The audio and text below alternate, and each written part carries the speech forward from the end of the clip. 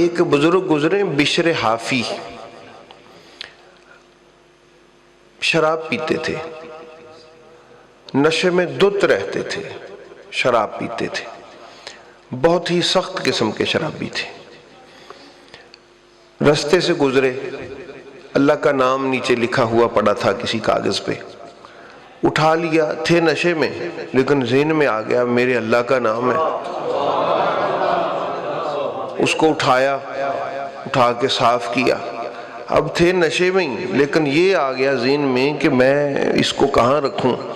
بڑا اونچا ہے میرا مالک، اس کا نام کہاں رکھوں، اب جگہ نہیں مل رہی، بڑی مشکل سے ذہن میں آیا کہ اوپر کہیں رکھ دیتا ہوں، خوشبو لگائی، رکھ دی۔ بس یہی ادا تھی جو اللہ کو پسند آ گئی، بشر حافی۔ اور وہی بشر حافی جو کل رات تک شرابیوں کا سردار تھا، اللہ پاک نے اپنے محبوب کو فرمایا، آپ کو آپ کے مزار شریف میں اس دور کے اولیاء نے یہ لکھا کہ محبوب بشر حافی نے میرا ادب کیا ہے،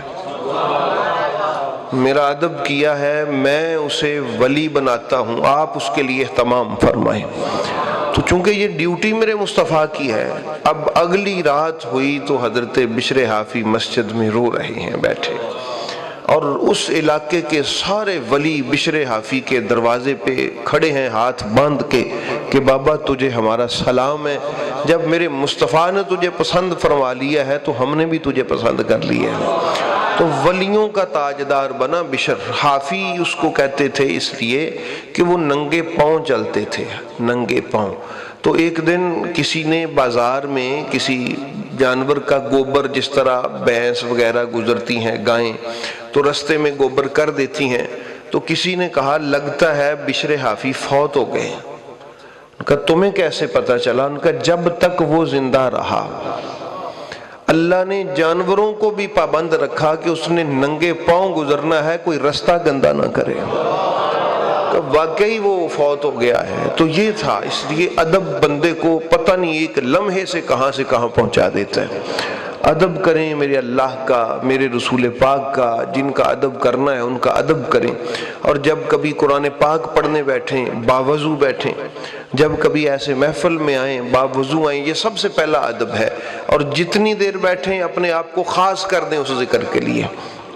بخاری شریف کی حدیث پاک ہے، یہ تربیتی پوائنٹ آف ویو سے عرض کر رہا ہوں، حدیث پاک ہے کہ جب بندے اللہ رسول کے ذکر کی محفل سجا کے بیٹھتے ہیں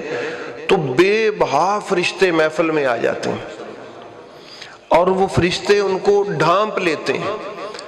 اور اللہ رب العالمین کی بارگاہ میں پھر ان کی حاضری لگواتے ہیں، اور پھر ان سے کہتے ہیں مولا کریم ان میں سارے بندے محفل کی نیت سے نہیں آئے تھے، ذکر کی نیت سے نہیں آئے تھے، ایک بندہ کسی کام سے آیا ہوا تھا، اس کو وہاں بیٹھے ہوئے کسی بندے سے کام تھا تو اس لیے وہ آیا تھا۔ تو اللہ رب العالمین فرمائیں گے کہ لا یشقى جلیسہم، وہ جو سعید اور سعادت مند لوگ تھے نا،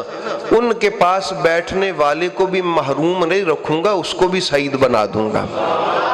اگرچہ وہ کام سے آیا تھا لیکن سعادت اس کا مقدر ہے، سعید ہونا اس کا مقدر ہے۔ اس لیے احباب گرامی یہ ادب و آداب بڑا ضروری ہے، اچھے بچوں کی، اچھے والدین کی یہ تربیتوں کے اثرات ہوتے ہیں کہ جب کسی اللہ اور اس کے رسول کے ذکر کی محفل میں، یہاں ہی نہیں ساری زندگی کے لیے بتا رہا ہوں، جب بھی کبھی 10 منٹ کے لیے 1 گھنٹے کے لیے آپ کا بیٹھنا ہو تو انتہائی ادب سے آپ بیٹھیں۔